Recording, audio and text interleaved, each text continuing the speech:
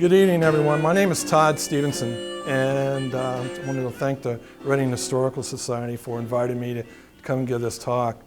And just so you get a little bit of background about myself, I grew up in Kings Mills, Ohio, and was born and raised there, went to school at Ohio University and got my degree in geology and graduated in 1977. Came back and got my master's degree at UC. And after I got my master's degree in geology at UC, went off to work in the oil and gas industry. So I worked for Amoco, BP, and Chesapeake for 36 years. And I've been retired for the last 3 years. And I tell everybody, every day is a Saturday. And it truly is. And what I mean by that is that if you're in the geoscience world, and I was in the applied part of it, you know, it's very focused, very intense, very data-driven. And also, there's a lot of economic and a lot of ethical issues you have to deal with. And so to come get done with that, and then to go be able to investigate some things I've always been interested in, and one of which was my family grew up and bought a farm 3 miles from Fort Ancient back in the early 1800s in Warren County. So it's in our family history that we're close to Fort Ancient. I would go there as a kid. So I went there after one summer and asked them, do they need some help? And they go, what do you mean? You know, we always need volunteers. And I go, well, I'm a geologist. We really need volunteers because they get a lot of geological questions and they have an archaeological background. And I guess that's what I want to explain to you tonight is that what I'm going to talk about, this is a talk that kind of combines archaeology, anthropology, geology, ecology, any kind of ology you can think of. And I think from a scientist standpoint, what I have found that if you take a very narrow view to try to find an answer to something, you'll get a very narrow answer. And it might not necessarily be the right one. Versus if you bring different disciplines and different perspectives together, then you actually get a better picture of what the history was or what the explanation is. So that's what I'm going to try to provide for you tonight, a little bit of that story about how did geology influence the lives of the Hopewell and Fort Ancient cultures at Fort Ancient, okay? And so one of the things to talk about is that why Fort Ancient, or why is that important, or why is Ohio important for that? This is a map that kind of talks about the major geometric earthwork complexes in Ohio. And this is a topographic map, or a map that really talks about the elevation and the topography of the state of Ohio. And then when you see the stars, you see the locations of where those earthwork systems are. When you look at that map, what does that map tell you in terms of location of where they're at? Where are they located? In the hills or actually in the river valleys? So the dark green are the valley systems. So this would be the Great Miami, this would be the Little Miami, this would be the Scioto, and the other in the Licking area up in Newark. So they found places where they wanted to live and build these earthworks in specific places like that. So we're going to talk about why they chose them and what did it have an impact in what they did. Not only, one thing I was going to mention too is, if I'm moving away from the camera, it's all right, okay. Yeah, it was a place to live. Why else would you want to have a place, an earthwork, or to live as a Native American along a river system? Why? What would that do for you? Water for, to live. What else? Food and transportation. And so that's the other aspect we're going to look at too in terms of how did that impact transportation. And not only transportation, just in this part of southern Ohio, there's evidence in the artifacts that we find in some of the places, both in Chillicothe area and also around Fort Ancient, that there are artifacts from Yellowstone. There's artifacts from the Upper Peninsula of Michigan. There's artifacts that are made from mica sheets from North Carolina and the Appalachian Mountains. There's artifacts of shark's teeth from the Gulf, from the Atlantic coast. So that's a big distance in terms of those kind of information and supplies and material that finally got over and we find that. So, and the other thing I was going to tell you is that it's a little bit harder to see, but this is a map done by W.C. Mills in 1914. And if you see what he did was, these little red dots represent At that time in 1914, their known location of where earthworks mounds were in Ohio. How do you think he compiled that map? He had W.C. Mills, big guy in terms of archaeology in the state of Ohio back in the early 1900s. How do you think he compiled a detailed map like that? He traveled someplace? How else could he? Did he have GPS? No. You know how he did it? He sent a letter to the postmaster in every county in the state of Ohio and asked for their letter carriers to send him a postcard detailing the location if they found a mound or an earthwork along their letter carrier route to let him know. So over a period of a couple years, he finally got all these postcards, and then he went and took the letter, he said, oh, it's 4 miles from such and such a road, so this is not a very detailed map. It looks detailed, and I've tried to use the map and pinpoint something. It's not that accurate. But for the time, it was impressive in terms of what they're able to to document that on there. So just kind of give you an idea that that's the distribution of what you see in Ohio. And then what are the shape and the size and the distribution of what those earthworks look like? When you see them, they're not just simple little mounds. There are some things that are just truly unique from both a physical manifestation, using math, using engineering, and the designs of the earthworks that we find here in Ohio, and some that are still preserved. A lot of them that they identified early on have been plowed under. You don't see them anymore. But there are some things that are so magnificent they're preserved. And these are just some of those examples. And one of the ones I'm going to be talking about tonight is this is a modeled view of what Fort Ancient looked like in the past. So I'm just kind of get you into, well, they had all these great things and they made some unbelievable earthworks. Well, how did they do it and why did they do it? And how did the nature of the rocks and what they saw, how did that have an impact? So this is a picture, it's an aerial view, and it's a little bit hard to see in terms of Fort Ancient. This is I-71. This would be Jeremiah Morrow Bridge, if anybody's, you know where that is. This is the Little Miami River, right through here. This is State Route 350. And so Fort Ancient is right here on that plateau. So this is Little Miami River. And so everything behind it is all flat. Everything right at the edge, that's a 300-foot drop from the top of the plateau at Fort Ancient to the river surface down. If you've ever been to Morgan Livery in terms of the canoeing, so that's real close to here. So it was a very prominent place, and it had ravines on all sides, all around it, and that's what we're going to look at today in terms of why did they pick that, how did they pick it, and what did they use to make that happen. This is a diagram to show the elements of what is at Fort Ancient. So you think about the earthworks. If you look at this line and how it goes all around, what do you think it follows? Where do you think the walls, why did they build that where they did? Any idea? Water, okay. Actually, what I would tell you is that everything from that line on back this way is flat. Everything from that line this way drops off so this is at the edge of the topography of that plateau at Fort Ancient. If you measure that earthen walls that were built all the way around, it measures almost 3.5 miles long. And some of the calculations they use and some of the walls, the embankments that are built there, some of them are 25 to 30 feet high and 45 to 50 feet or more wide.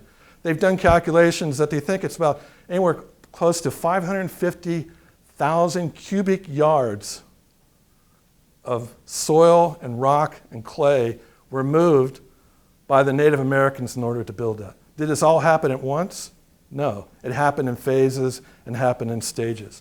But that kind of gives you an idea of what we'll see is that this is what they call the North Fort. This is the Middle Fort area, the isthmus right here, and this is the South Fort. And so what did they use in order to build that? And how did it influence? So what are the things that influenced Fort Ancient? Bedrock geology. What did they build it on? The topography, I've already talked a little bit about that. We're going to talk about artifacts provenance I gave you a little bit of a hint that there are things they find at Fort Ancient, things they find in Ohio, that from all over North America. And then it has to make you think and expand your brain a little bit. How the heck did that get there? And why is it all concentrated in southern Ohio in the mounds that they've excavated? And we'll talk about that. Then we're going to talk about the importance of Flint. Why is Flint such a big deal? We're going to talk about the influence of glaciers, and glaciers that happened years and years before the Native Americans were there, but it influenced the topography, the soil, a lot of other things in Ohio. The soils, and then also we're going to talk a little bit about erosion. So, wait a second. There we go. So one of the things when I talk about time, as a geologist, I talk about time in millions of years. Archaeologists talk about it in thousands of years. And so just getting to be able to talk to each other and when did certain things happen and how did that fit, that was one thing I had to make sure I kind of backed off a little bit and just understood that. But this is kind of a time spiral from the USGS that talks about from the beginning of Earth to what they look at now is anywhere, their projections of about 4.6 billion years. Whether you believe it or not, whether you understand it or not, but that's their estimation. Versus if you look, and then another thing what I'm going to be talking about today is that the bedrocks that we see here and upon which Fort Ancient was built and upon which where you are living if you're in this area is called the Ordovician period, okay? And that's in the Paleozoic time, and it's projected anywhere from, from 450 to 440 million years old, or kind of that's in the ballpark of the age of the rocks that we see in the gray shales and limestones that are all around us. So we're going to be looking at Ordovician rocks, and then also the map view is what did the Earth or what did North America look like? And for the most part, people have interpreted in order to get the rocks that we have deposited here, that we do see today, were deposited in a very shallow, warm sea. So actually, Ohio and that whole part of it was not exposed, was all under a warm sea, and it allowed or created the kind of environment that we see the critters that we do fossil collecting on all around Cincinnati. That's where they lived, okay? So now going to archaeological time. I told you geologists talk millions of years, archaeologists talk more than thousands of years.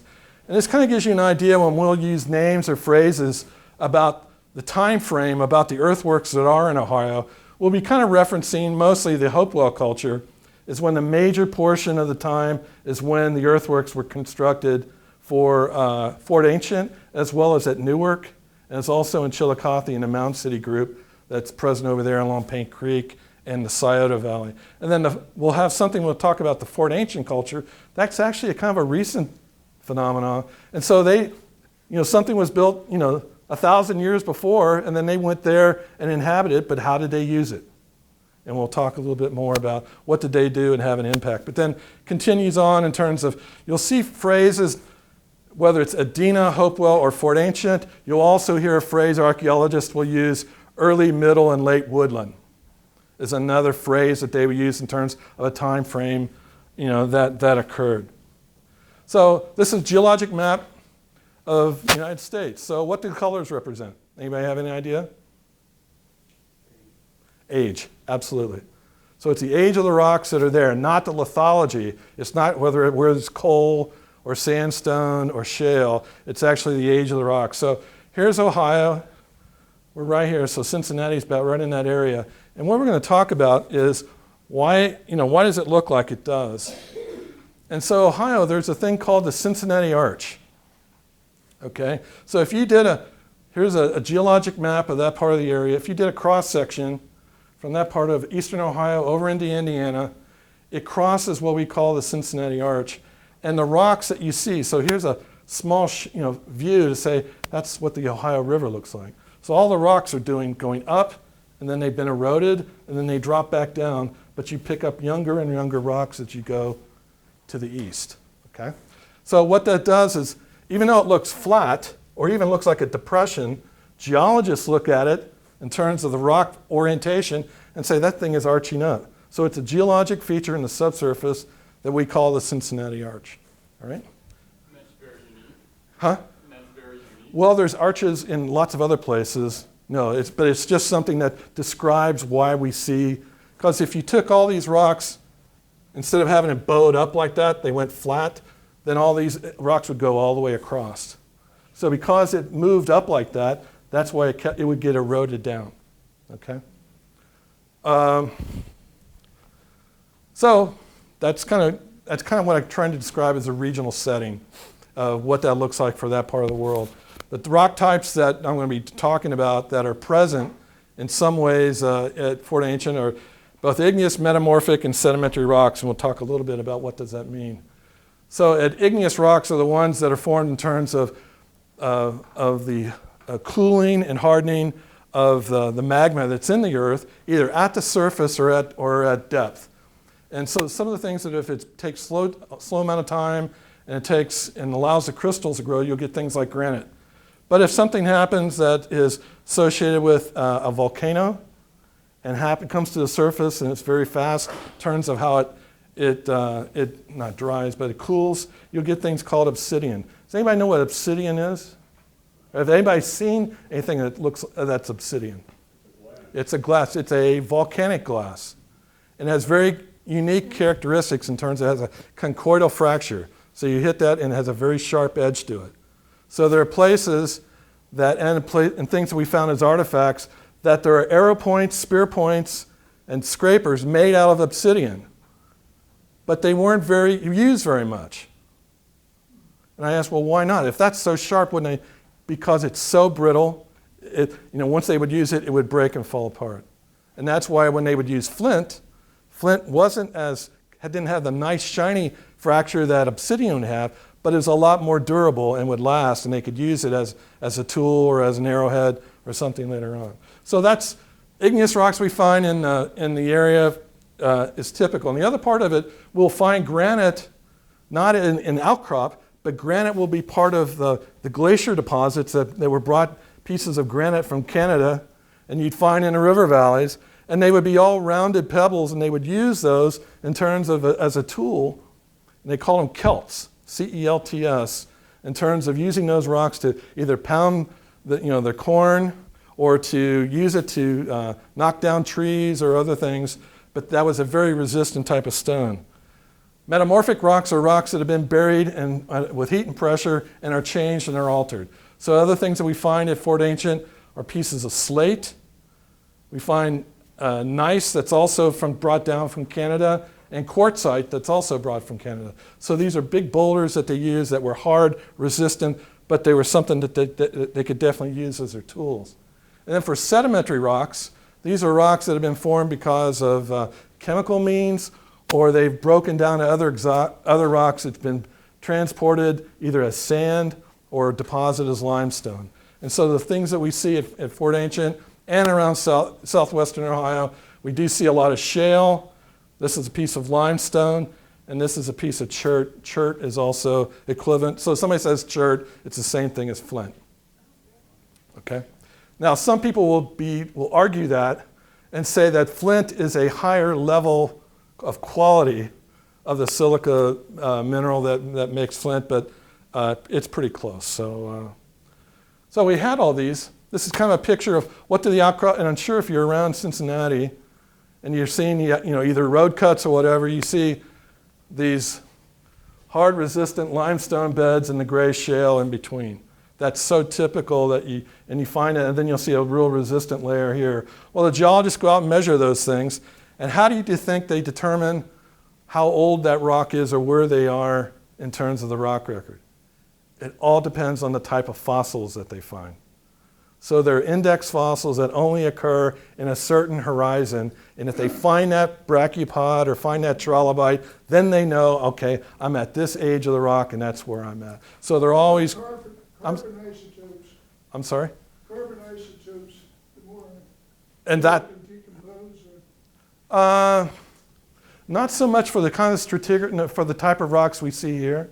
The carbon isotopes is what they would use for in the valley systems for the glacial deposits, and they would see things in there in terms of looking at, trying to age date, the deposits that are coming there. Carbon isotopes and other, there's like, and this is a whole nother lecture about just age dating things in terms of what they're, so I'm not going to go into that, but you're right, there's lots of different ways that geologists go to do that documentation, whether it's at a relative standpoint or it's a specific in terms of the age date that comes.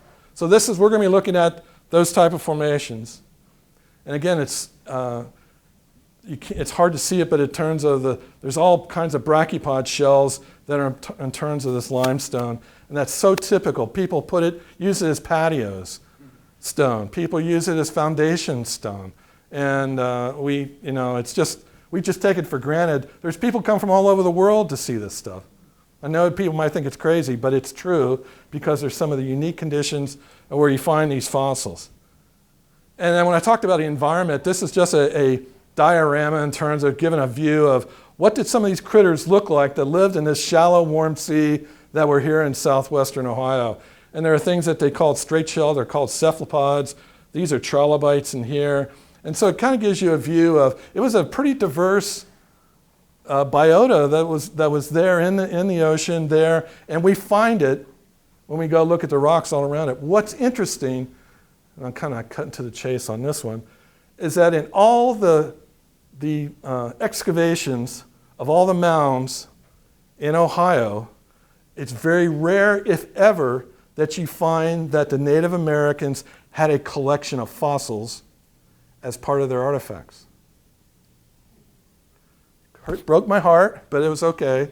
But so a part of it is, it was all around them, but it was not something that they felt that it was either unique enough or important enough. They did a collection and put it in terms of where we find things in the mounds today. But it was all around them, and they used it for other purposes other than just collecting things. So this is kind of the typical kind of fossils when I mention that, whether something's bryozoan or brachipod or trilobites, which is trilobite. The isotylus is the state fossil of the state of Ohio. But these are all over the place. But like I said, it was not, and it was there for them easily to collect and right there in their own backyard, but they chose not to. And what I want to bring up is there's a local history hero of mine, and this man is named Israel Hopkins Harris. He was from Waynesville, Ohio. Does anybody know where Waynesville, Ohio is, or heard of it? Waynesville, he was thought to be the first Warren County graduate of Yale University. Graduated in the 1840s.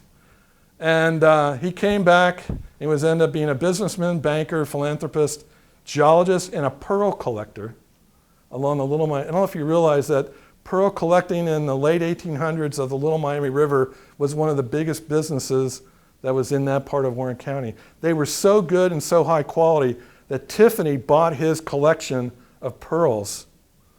And the reason was that the Little Miami was so clean, and also the Little Miami was draining all this limestone, so it had a lot of calcium, so it was very hard water. But it enabled the growth and the production of pearls in the oyster systems in Ohio. And so Hopkins made a big deal of it. But what was interesting is that he collected these. He had this collection. Before he died, he was going to donate it to the city of Waynesville. Well, they didn't want to, what are we going to do with all this stuff?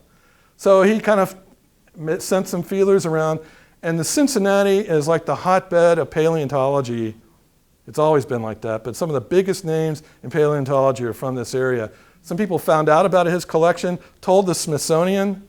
Smithsonian said, we'll take it in a heartbeat. So his collection of 20,000 fossil specimens is now at the Smithsonian Institute in Washington, D.C. It's one of their major collections. So I made a phone call. I was trying to get them to do won't you let us, borrow them for a little bit? They didn't want to do that. So the other thing I was going to tell you is that there's an interesting story about collecting fossils near Fort Ancient. There's a lot of trilobites near Fort Ancient.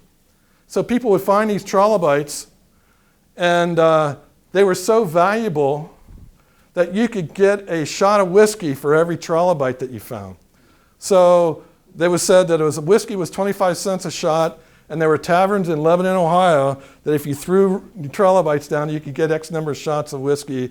And so there was a lot of drunk paleontologists around Lebanon. In fact, not only is it drunk paleontologists, but it had an impact on the local educational system of the town of Lebanon. they called their yearbook the Trilobite. And I think they still do. So it was an important thing that here is a fossil. It was in their own backyard. Everybody knew what it was, knew that it was unique, knew that it was valuable, and that's what they used to call their...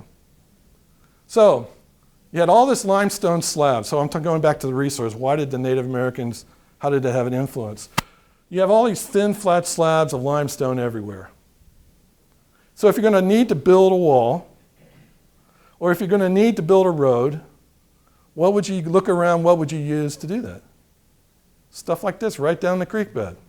And that's what they did. And so they not only did that for things like that, so in their mounds, here's a mound that is in Fort Ancient today, and there are 4 of these, and these 4 mounds are thought to be used more for an astronomical or a calendar representation in terms of their orientation, lining them up with some of the gaps that are in the, you see like the gap in the wall in the background.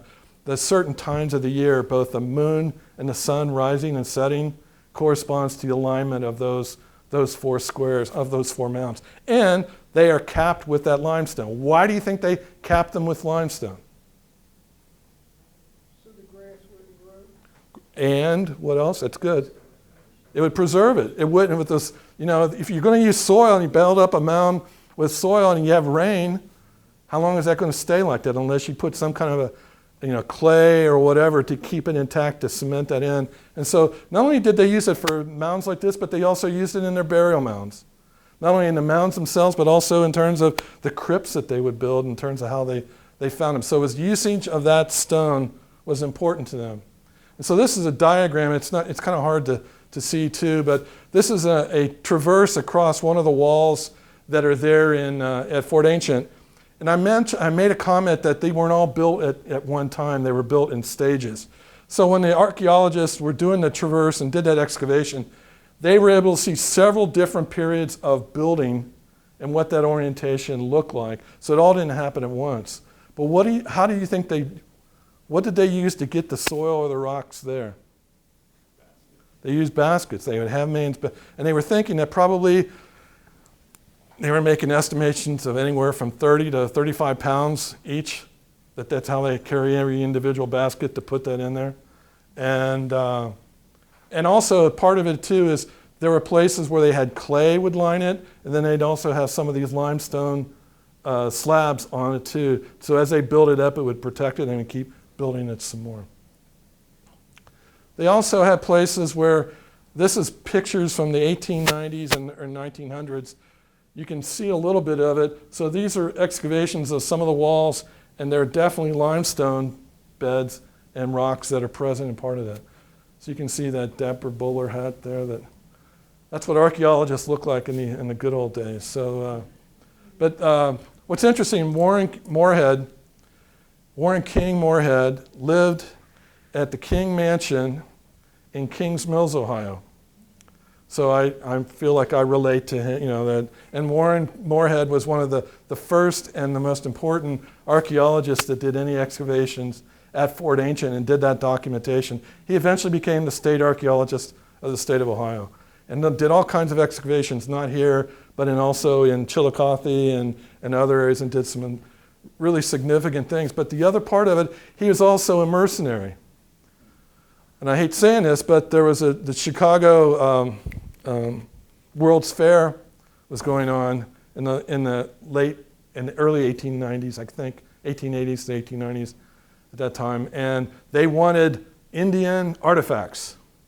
So people went out and scoured every place they could in North America and gathered all this stuff and brought it back. And it was a huge and very important and very successful display and exhibit in Chicago. But what it did was, in their desire and their rush to go and find any artifact they could, they didn't do a really good job in terms of documenting from an archaeological standpoint the artifacts are there and why it was there. So it's a yin and a yang in terms of individuals that, one, showing, look at this, you know, unbelievable, but the actual documentation of what you'd be doing as a scientist really didn't happen. This is another example in terms of not only did they build mounds, but they also build pathways and roads. Why do you think they did that? Why would they line it with limestone in terms of the paths and the roads they had on top of Fort Ancient? Hard surface because mud. The clay and the soil on top of Fort Ancient is very, very clay rich. It's very silty. It's stuff they call like a lust deposit. It's a windblown silt that very typical that you find not only in this part of town or area but others. And when it gets wet, it's horrendous. It just sticks to you. So there's a lot of places where you'll find, and they've excavated that where they had, rock pavement that they would use to step on. They also had things where you saw ceremonial circles. Whether that was for, is a ceremony or was it a habitat or was it a place that they built. These are very typical that you find in Fort Ancient, but they use the local stone there in terms of making that in terms of what it was used for. Then the other things that there's something they called, the most recent research at Fort Ancient is done by Dr. Reardon at Wright State. And one of the things they're doing now in archaeology in the state of Ohio is can you do something that doesn't disturb the surface, but still see below to identify where there, is there something there? So there's things called ground penetrating radar and other techniques that they're able to scout out an area, and instead of going willy-nilly to say, well, let's dig a pit here or let's do that, you can be very, very focused on terms of the mapping that they do and to target where there's something is present and you don't disrupt everything. And so there's some fantastic things going on, and there's a gentleman named Dr. Jared Burks, and he's in Columbus, Ohio. He is the king of what I would call archaeological geophysics in Ohio. And if you need anything done from an evaluation you're concerned or you'd like to have something evaluated, he's world class and he's world famous in being able to, and he helped Dr. Reardon identify his place. And what they identified at Fort Ancient was, you've heard of Stonehenge, and Stonehenge is a circle of stones. If I said, what if you had a wood henge? What would you think that would be? Yeah, wooden posts. And there's a place at Fort Ancient where they did the excavation, and you see these dots all line up in a circular pattern, and they're the old post holes of where that was found. And they find that in several different places in Ohio. And another one that's very famous, but then you don't see it anymore, it was a wood hinge at where Little Miami High School is today. It's called at Stubbs Mill, and it's one of the world-class things, and it's a big controversy in terms of they identified it, and some people were not too happy that they found it, but they only gave them like 2 weeks to get your research and get the heck out of there because we got to build this high school. And so unfortunately, that's built over and you don't see it, but it is really one of the best examples of what I would call a wood hinge that was it was huge. It's not there. So great work. Again, Dr. Reardon be able to identify not only in the center of this wood hinge that they found burn pits and places that were tiered and terraced in terms of the rocks that they found in terms of the levels that were there. Also pottery. They used the shale and the clays that were nearby in order to use that as the resource for the pottery that they made. And again, depending on the detail and the style that you see, you can tell where that pottery came from. And that is important. So topography. I'm not going real fast, but is this too much, or am I going too much detail, or going too slow or too fast? Is this okay? Okay, you just need to let me know. So topography, why is topography important? Well, we're going to go into a little bit about mapping, how does lithology affect topography, climate, and drainage patterns. So again, going back to that shaded elevation map, and this is just a map I borrowed from Dr. Burks, and he's looking for a whole new area, and you look there and there's nothing there. We've identified something that's underground based on using these techniques. So part of it is there's probably a whole number of earthworks that are buried that we don't even know where they are, that are still there to be found. So that's still kind of exciting for those of us in thinking about Native American evidence and also archaeology. So he's involved in it, but this is just giving you an idea about elevation. And let me give you a clue. What is a topographic map? Does anybody know? A two-dimensional representation of a three-dimensional surface. a two-dimensional representation, so flat, and on that flat surface you can tell that there's a 3D relief. And so the idea is that a line that you see on a topo map represents equal elevation. So if you're on that line and that line says it's 552 feet, you follow that line all the way around, you are always going to be at 552 feet elevation. What's interesting is that when you look at the pattern, if something is really wide and spread out, that means that it's flat. But then if the lines come close together, that means that it's steep, and that's the slope. So you can look at, when you see this representation here, you can see how close those lines come together. That's because that's almost a cliff right there. Whereas something gets flat, like you see over here, look how they spread out. So topography is important. This is a topographic. So we look at geologists look at topographic maps all the time. This is a topographic map of Fort Ancient. Again, remember when I told you where the wall outline was? If you follow that 850 contour line, you pretty much come very close to following where they built the wall, their earthworks. So they followed that contour in terms of where things are flat. See how there's no contours? And then look how close they get together. And so you have the Little Miami River here as one boundary. You have Cowan Run, a big stream here. And then you have Randall Run up here. So you have something that's defined as a boundary in three different areas. And what's interesting is that the walls are higher back here than they are over here. Why would that be? Maybe. So think about, it's hard, I know it's hard to see the topo map, and I'm unsure if I'm walking around, I'll do it, doesn't. But back here, see how flat it is and how spread apart? So we know that's flat land, whereas right here we know it's very, very steep.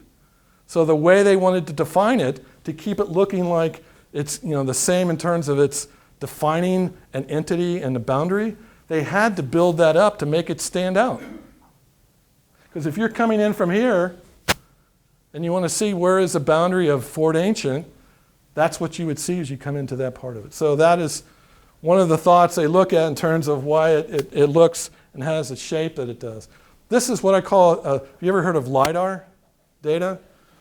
Lidar is pulsed laser light data, and one of the best things about it is that it can see through vegetation.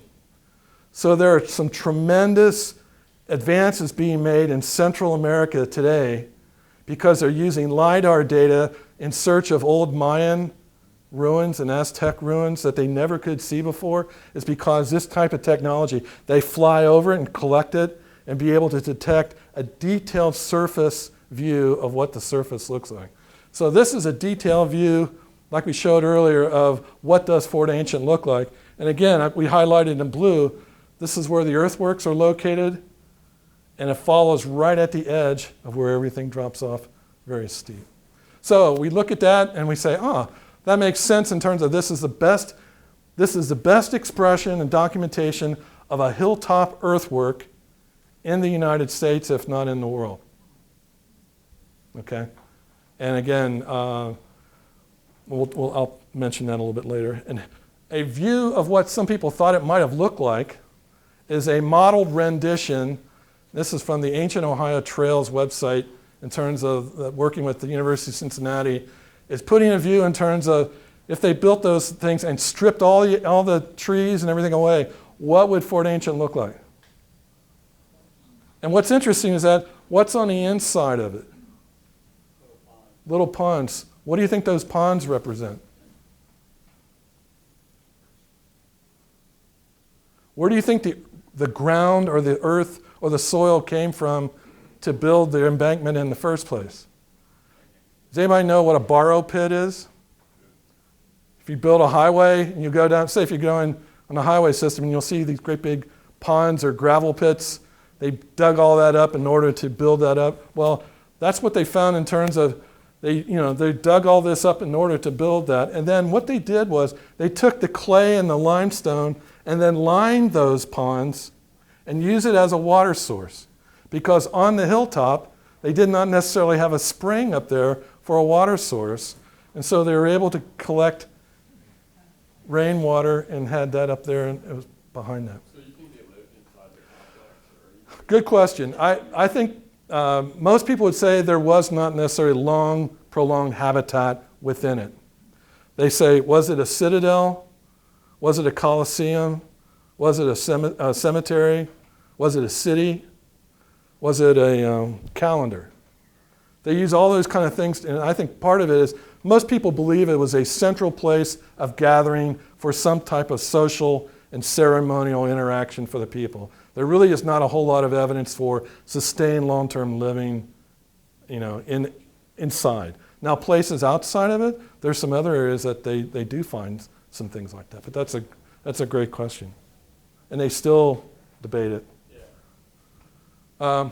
One thing I want to talk about real quick about topography, we mentioned this earlier, is I try to emphasize to people that, they looked at all the river valleys and they thought that was a great place to live because it's close to the river. Well, they didn't want to live on a floodplain. Why? You don't want to get flooded out. But they lived and built things on the terraces. Okay? And one of the best examples of a terrace development, if you've ever been to Marietta, Ohio, town of Marietta is built on a terrace, and it's one of the best Hopewell terraces that you could ever, well, I'm not sure if it's Hopewell or Dina, one of the two. The terraces that are there, and it's right at the confluence of the Muskingum River and the Ohio River. And it's beautiful, and David McCullough, in his latest book, The Pioneers, if you ever get a chance to read a good book about Ohio history and the founding of the Northwest Territory, and to be proud that we as a state voted not to have slavery in our state, that's a book you need to read. So I'll stop there. But okay, terraces. So terraces are important because it's a place in terms of, they were relatively flat, easy to live on, but they were elevated so they were protected in terms of any of the flooding. And so a lot of the places that you'll see terraces around the Little Miami River, near Mariemont, and in that area over in that part of on the east side of Cincinnati, and in other places here, you'll find some of the most spectacular examples of earthworks and mounds. I'm sorry, go ahead, you were going to ask a question. Good example locally of a terrace community is Foss Ridge. Yes. There's terraces on both sides of Little Miami. Yep. And I was just on top of, 2 weeks ago, I was on top of Foster's Crossing at the top of the hill, and there is an old earthworks site on top of there too that is, Where is that? Where's Foster's Foster's? is, where, so if you're going up, where the Route 22-3, the 3C highway, where it goes over the Little Miami, it's called the Viaduct. Foster's is right below that. Good man. My grandpa and grandma met at the Blue Danube, so I'll stop there. So. The other thing I want to talk about real quickly in terms of is just the changing of river drainage patterns. And that's something that happened and influenced Ohio topography quite a bit in terms of, at one time, people would have asserted that there was a major drainage system that started in North Carolina, in the Appalachians, went across West Virginia, went across Ohio, Indiana, and then entered back down into the Mississippi. It was called the Taze River System. But then later on, we had multiple episodes of glaciation that pushed these almost a mile thick of glacial ice that came pushing down through Ohio. And it actually dammed that river system up and made it change. And actually changing started then creating the path for the Ohio River. So what happened for the Ohio River, and I'm going to give you a little bit of evidence and tell you, well, how did it also impact the Little Miami and impact the Great Miami too? Because if this is kind of they call it a digital elevation map of Cincinnati. So here's the Ohio River, here's the Little Miami coming out this way. And looking at this, look how wide that valley system is. But then I'll show you another picture when you go up a little bit further on the Little Miami. Little Miami gets very, very narrow. You talk about at Foster's and in other places up by Fort Ancient, it's a gorge almost. And then even get to Clifton Gorge even further north. So it is something that's not represented by a long-term drainage pattern that flowed south. It actually looks something different. And one I was going to show you This is called a shaded bedrock map of the part of southwest Ohio. When I say shaded bedrock, that means it takes all the soil, all the glacial rock, all the sand and gravel, strip it off, and you get down to bedrock. Okay? So when you look at that, this is an ancient valley system here. Here's another one where people have interpreted that the Ohio River actually came up here at one time and not down below. You see that orientation. And what's interesting is that here's how you follow the Little Miami. See how everything is wide along the Great Miami side, but on the Little Miami side, look how narrow that is. Look how narrow that is. So some people feel that actually, Little Miami is all flowing this way today. Some people are feeling like this is almost like a drainage divide, and at one time flowed this way, and another time flowed a little bit to the south. So ice and glaciers change river patterns and changed and showed the topography. And the Native Americans were very much in tune in terms of what they were looking for as a place to live, as a place for protection, or as a place for production of the things that they wanted to do. So artifact provenance, kind of moving on to another view of things.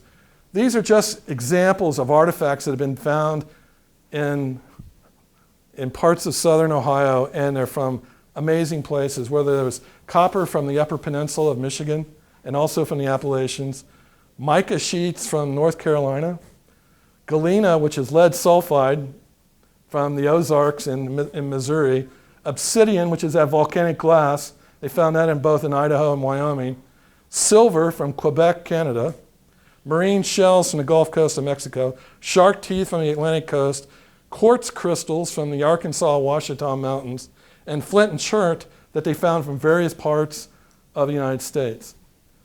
Now, what would you think that indicates if you see that kind of stuff found in burial mounds in Ohio? What would that trade? So what does trade mean? I mean, these various Indian traders would go around from village to village, try to build up their business relationships. And that is exactly my answer that I gave to an archaeologist. And he came back and told me, he goes, but you know what? Trade means a two-way thing. And what they don't find in the same scale or variety are Ohio-based artifacts in other parts of the United States. So what that tells you is that this was a place of coming here and bringing things, if it truly is a ceremonial or a celebration, kind of being, I would call it Mecca, and I don't mean it, but I mean as a place of where they want to come to. They brought very unique, beautiful things to them and left them here, but really didn't take a whole lot back with them. So it's not, so that's how it kind of caught me off guard, but the more you think about it, if there really isn't that evidence found of Ohio stuff there, unless it's food or whatever that they brought back with them. So it's what people call a sphere of influence is one of the archaeology phrases that they use. So this is kind of a map that just shows all those different things. And what's interesting is that it just wasn't a lump. These people were artisans in terms of the things they made, whether it was out of copper or whatever, the kind of ornamentation that they have is truly remarkable and it's beautiful. And so, when you see things like this, that's carved out of a sheet of mica. And they had chert or obsidian little knives to make those cuts to make that. It wasn't an X-Acto knife, or it wasn't computer drafting or whatever. They made that by hand. So this is kind of the booklet of what mica looks like, and you just peel these things off, and they're very, very thin, and it's transparent. In old days, they would use mica sheets as glass because you could actually see it and see through it. So that's mica. That was from North Carolina, and they can document from the source right near here where that mica came from. So they were from here and took that to southern Ohio. Okay? Just think about it. Copper. If it was a two-way trade, what unique Ohio products would have gone in the other direction? That's the point people were making was that Ohio is so proud of our flint. Okay, we talk about, oh, the Vanport flint, and look at all the flint that's there. And it's true, and it was used a lot in the Native American tribes in the Midwest area, but you don't see a whole lot of that in other places. So what other natural resources were here that were consumable or not consumable, that they could take with them as being representation? Pipestone or calcium? There's some pipestone, but it's not really, it's a possibility, but it wasn't really prevalent in present world. Yeah, go ahead. Sell them a lot of agricultural products and trade for these, which would not show up now as artifacts, but. Well, it depends on what time period you're talking about. Or did we just have a bad balance of trade even then? I think there was a tariff they imposed on. No, and again, there's an evolution in terms of agricultural practices and things that the Native Americans developed over time. So it wasn't like, oh, let's go to the farmer's market and get our bushel of corn and we'll take it back to Arkansas with us. I don't think. I'm sorry. It was pre-agriculture. Yeah, it really was. But eventually that did develop. It's a great question, and that's why I think people are asking, well, was it the experience they took back with them? Is something happened that they all came there and saw that and was a part of and walked around these unbelievable earthworks that made them feel closer to whatever being they wanted to be close to? I'm still struggling with, it's not like they used coal. They could have taken coal back with them, but there's no evidence of anything like that. Yeah. Ohio had some great Indian prophets. Yes. Two miracle things and attracted attention. Tecumseh was much later than Yeah, Tecumseh was Shawnee, which is historical, but you're right. But we don't know. There's nothing written or nothing that's been be able to document, but it's something I think, and that's what makes archaeology and everything exciting is, we'll find new things and there could be other stuff that we haven't found before. So I'm just showing you an example. This is from the Upper Peninsula in Michigan, and it's right through here is where that copper belt is where they found it. And one of the things they found it, why it was found there, because the glaciers came down from Canada, scraped that off, and actually exposed that part of the copper belt, almost within, feet or right at the surface. So it was easy for them to excavate and to pull out like that, as compared to other places. So it's not like they dug really deep mines to find the copper. It was there, and it was an opportunity for them. I mentioned before about the obsidian. This gives you an example of what those spear points look like, made out of that black volcanic glass. Most time they think that those were like ceremonial type things, and you look bad when you had one. But it gives you, this is an outcrop in Oregon that's almost an entire outcrop of just nothing but obsidian. It's just really incredible. So, and it also has variety of colors and variety of things, but it's really a beautiful, beautiful stone. This is galena. It kind of looks like silver a little bit, but it's lead sulfide, and they is able to use that, and they brought that from Missouri. And these are just some of the other artifacts that they found at Fort Ancient, whether it's a breastplate. When I was talking about those celts, or those big massive granite or metamorphic rocks, look like things like that, but it actually comes to an edge. So it's almost like an axe, a very crude axe, or places that, and then some of these are the mica sheets that were present that they found. Or they had some of their spear points or their arrowheads. And there's a whole science about that. And I guess I would tell you too is be careful going on eBay saying, oh, I want to find I'll buy a Hopewell, arrowhead.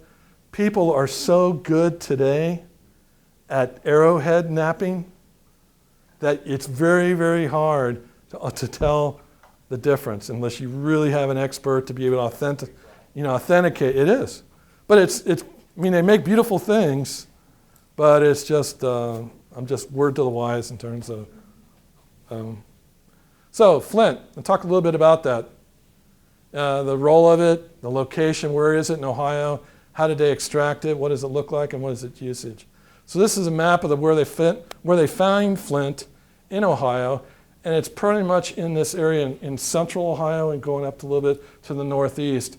Right here is in what they call Flint Ridge, which is a state park, and it's a very famous location. You also notice that there's a variety of colors and lithologies of what does a flint look like. So sometimes when people see an arrowhead made out of a certain type of flint, they know exactly where it came from based on the style and the color and the composition of what that was.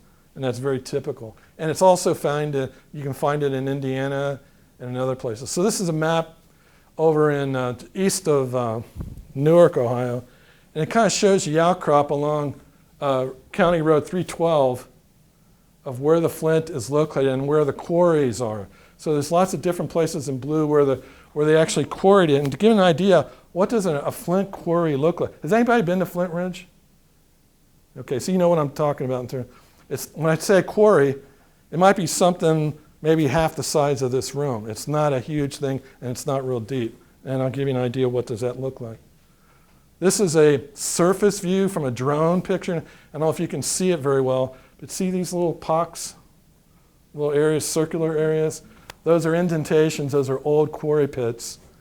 And then here's another close-up of what one of those things would look like. So a lot of them are filled with water today. But the flint was typically found anywhere from 5 to 10 feet from deep to the surface. Some of it was exposed at the surface. It was there would be like what they call weathered brine. So the top 3 or 4 feet would be weathered chert and would break up and be very brittle and almost use it like gravel. They would cut all that stuff away because it wasn't valuable. They wanted to get to the good stuff that wasn't altered, wasn't weathered, and that was where they found the good flint that they end up making. So that gives you an idea. Almost think of it, see how weathered that is, and then you get down here and that's where the bedrock or the flint was located. That gives you an idea of that one of those pits. And they really were into knapping in terms of, it's a whole nother lecture just on how do you go about using a style and a design to be able to chip away at these things and actually get it to get to the shape that you want it. And they were truly craftsmen in how they were able to do it, and with the type of lack of sophisticated tools that we have today. This just gives you an idea in terms of variety of colors. So they can be beautiful. Okay. Here's another view in terms of what they call bladelets or core. They'll get a big chunk and they keep knocking it down in size till they get to the thing that they really, do you want to make an arrowhead? Do you want to make a knife? Do you want to make a scraper? And that they would use whatever their starting size of that and the shape of it to finally get down to the type of thing that they wanted to use. So that just going to give you an idea of what that looks like. So what did they use it?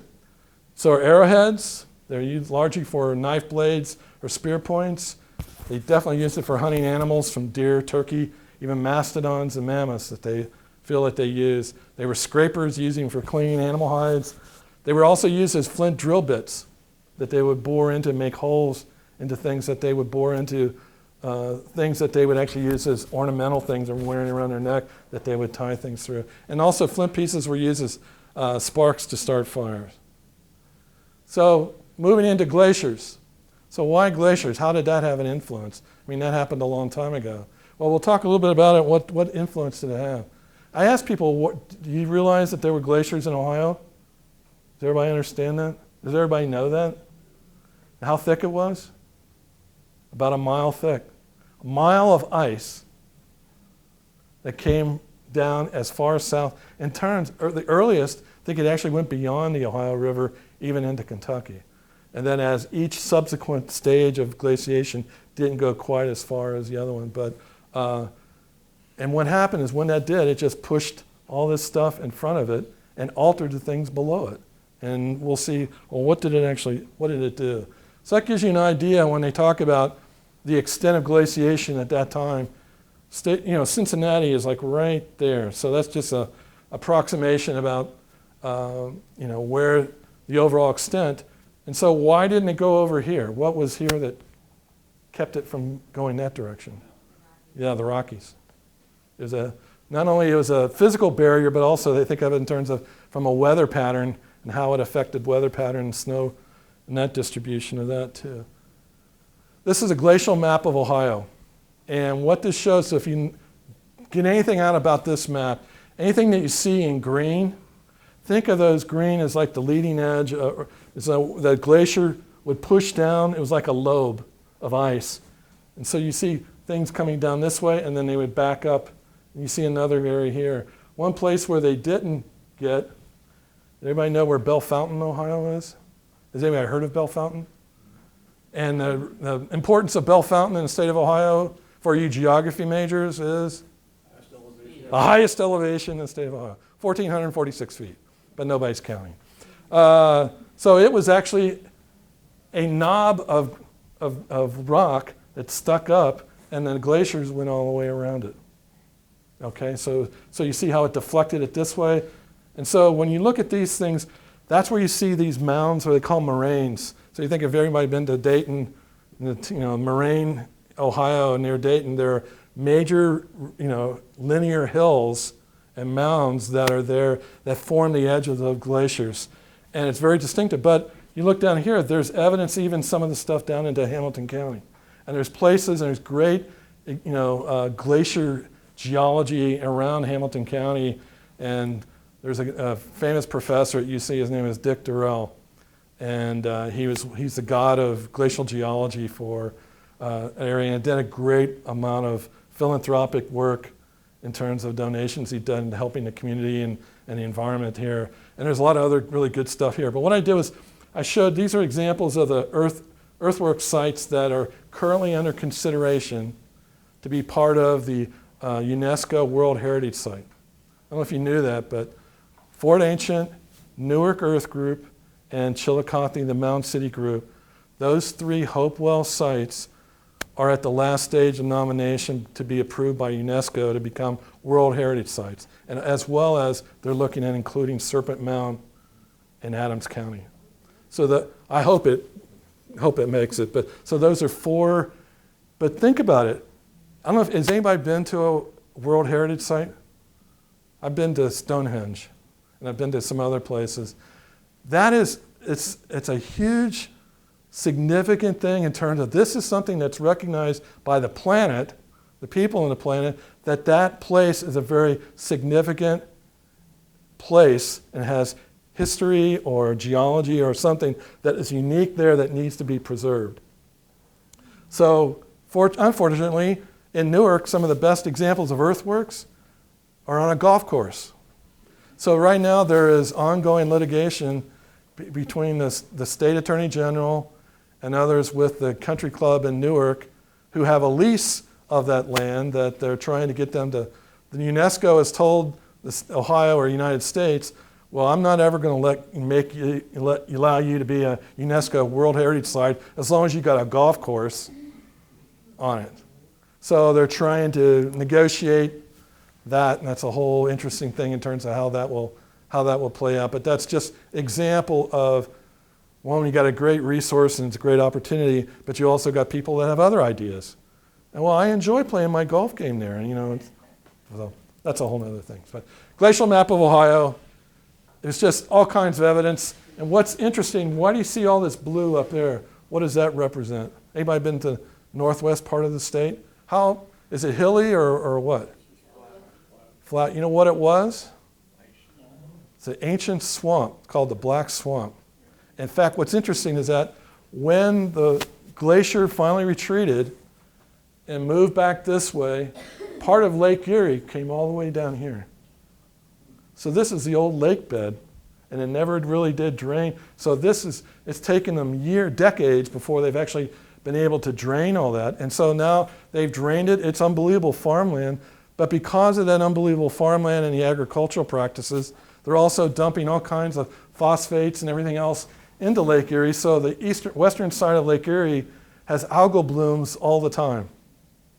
And it's an issue, and so that's another little sidelight. But I'm just giving you an idea. What is the dark yellow? I'm sorry. Okay, good question. This is the older. So the latest one stopped about like right here. This is one that stopped earlier. Now it's called the Illinoisan. And there's another one called the Kansan that went a little bit further. So this happened first or second, and then this came and was third, and this is where it stopped here. Okay, and how they do that, they age date. You're talking about the wood fragments and the trees and other things that were there, as well as they look at how the boulders. That's another thing about Cincinnati and Southwest Ohio. You go drive along, everybody's got a great big boulder out by their driveway. You know, they use it to. Where do you think those things came from? They came from Canada. You know, and so, but if you look at it, if they were brought down, you know, say 200,000 years ago and they've been weathered, they will have a certain expression versus the ones you see back here, the same kind of rock, but they aren't weathered as much and they're a lot more angular, and you can tell there's a difference in terms of the age of the rocks that they form. But that's a great question. Yeah? This map, there's a continental divide that goes across Ohio, east and west. Yes. Now, is that a result of substrata or is that from glaciation? And it's amazing how close it is to Lake Erie. I mean, Yes, it is. the continental divide goes. They call it the portage line. Right. And it's a change in elevation where anything north of that line drains into Lake Erie.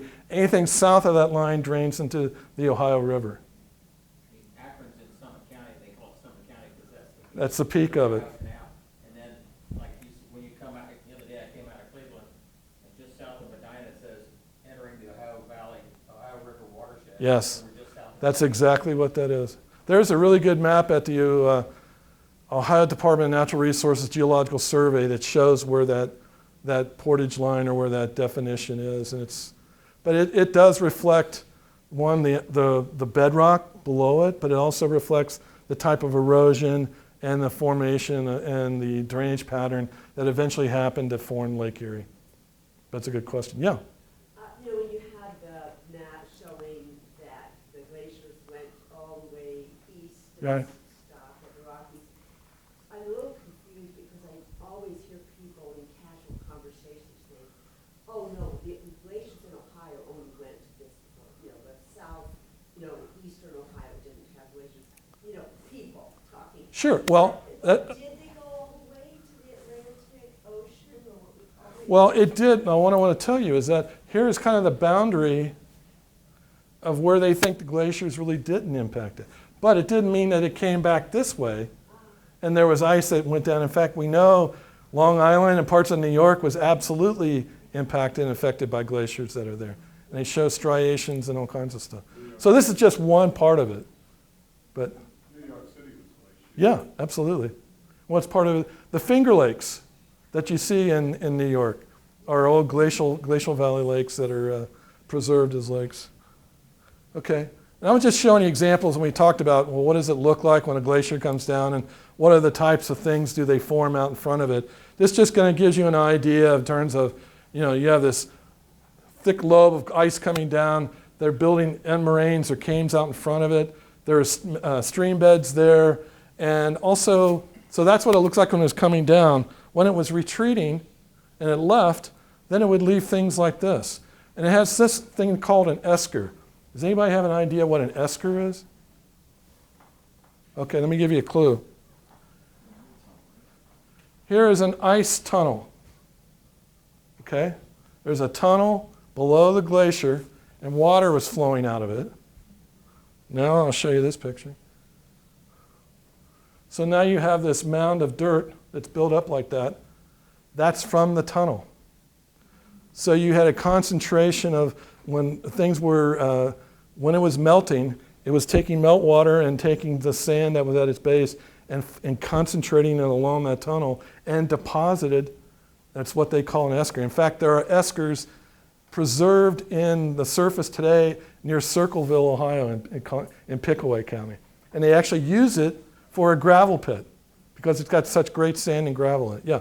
Is it true that the land is still Yes. rebounding? There is still evidence that land, especially up north, up by northern Ohio, that they're looking at, they call it isostatic rebound, is a phrase for it. But they still look at that. Still happening. And Millimeters a year or? it's pretty small. I mean, and again, they don't talk it on an annual basis. They would talk, you know, geologists would say, oh, every 1,000 years or every something like that, how much would change. But they still feel or believe that it's still happening. And also even up in Hudson Bay, up in Canada. But not locally. Not locally here, no, you're okay. The only thing I worry about are landslides on the, am I running over? I'm sorry, I better shut up. It goes up at 8, so Oh, we need to. okay, all right. I'll just go through this real quick, okay? But if you ever get a chance to go to Kelly's Island, great example of the glacial grooves that are present there. This is world class. You don't see that and you can't see it very well, but there's actually beaches up on Lake Erie where there's striations, and where there was gravel at the base of the glacier, and as it's going across, it cut a gouge and scraped in, and you actually see those right there.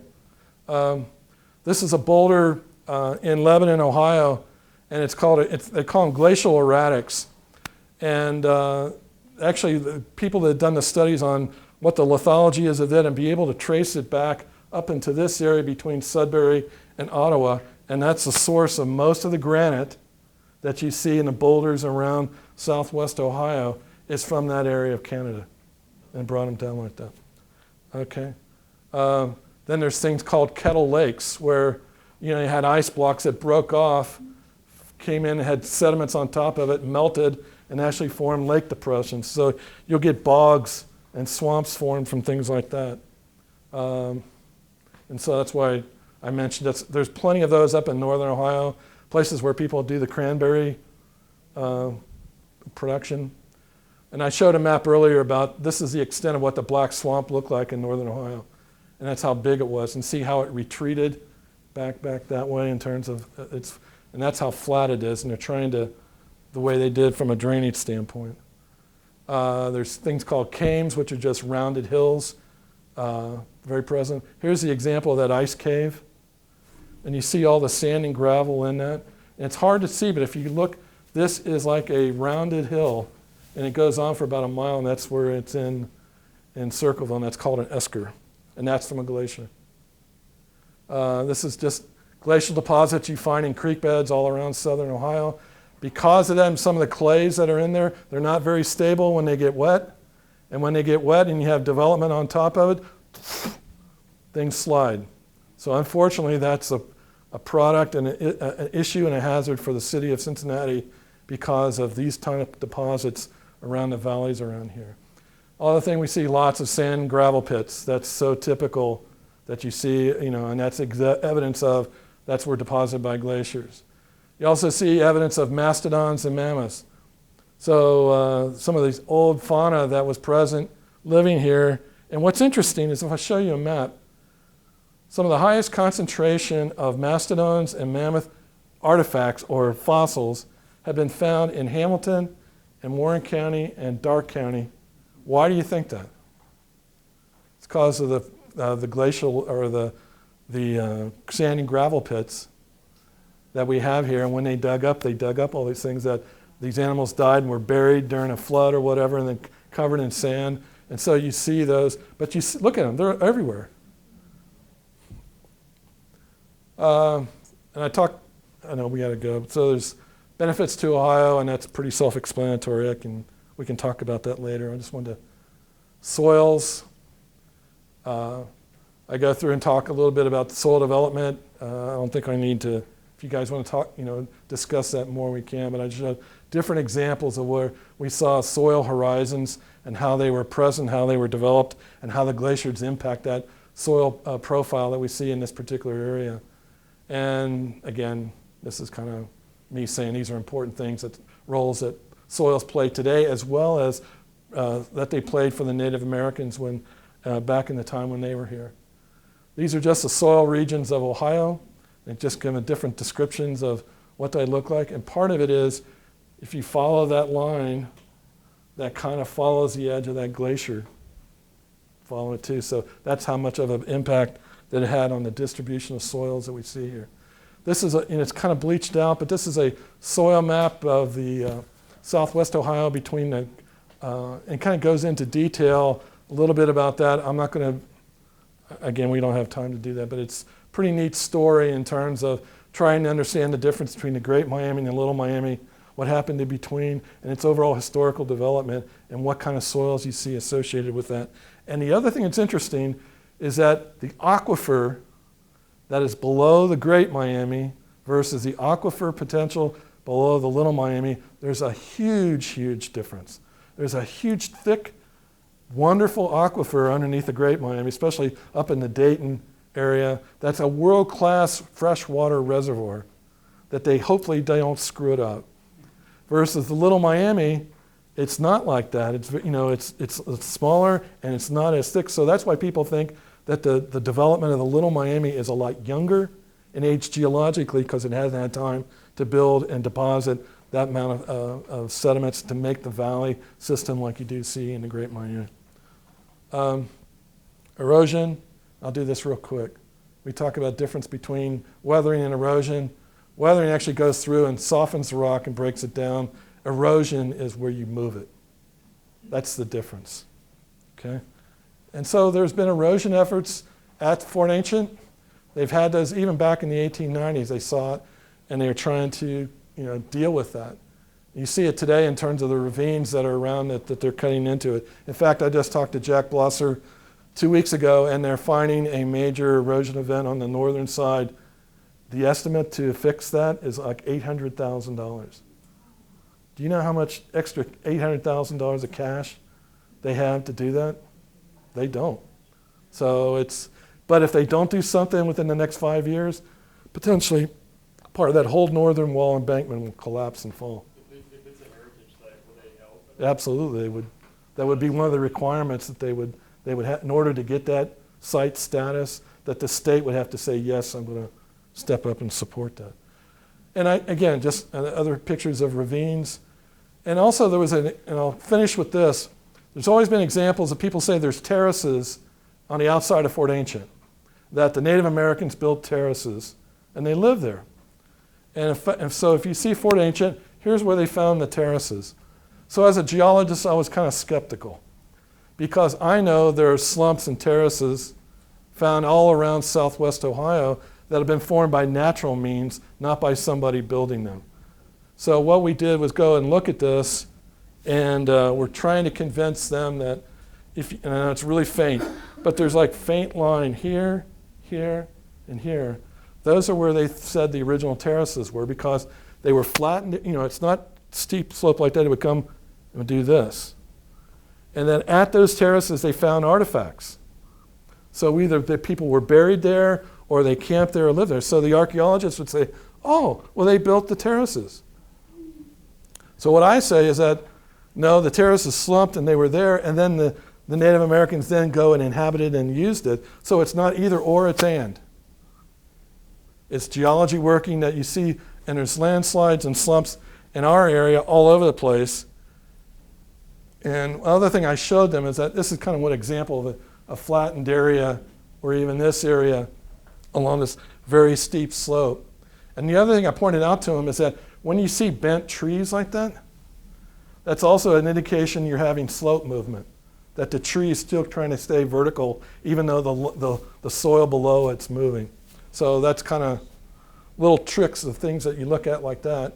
And I showed them examples. I said, look, folks, have you ever been in Hamilton County and parts of Warren County? This stuff happens all the time. And so I was trying to give them an example. This is from Dr. Potter at UC, showing that you can get slides and you can create surfaces like that naturally. And then you can go in there and use that and live there and have artifacts there. But it doesn't necessarily mean that the Native American Indians went down and excavated all that land and deformed that one terrace like that. So that was my little contribution to trying to add some geology to it. So you've seen the influences there. I talked about bedrock geology, topography, artifacts, flint, glaciers, soils, and erosion. And I hope what I'm trying to do is that there's a really interesting stories if you put more than just one view and looking at it, and put an overall understanding of why did they look the way they do, how did it influence them, and gives you a better understanding of what it is today. And that's why I was, to head up or to finalize is that we are looking at trying to get World Heritage status. This is going to be a big, big deal if Ohio can get this. And we just hope that that'll happen.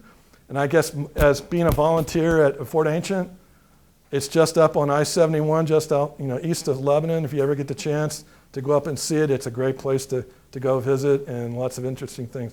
So thank you very much. You've been a great audience and appreciate your attention.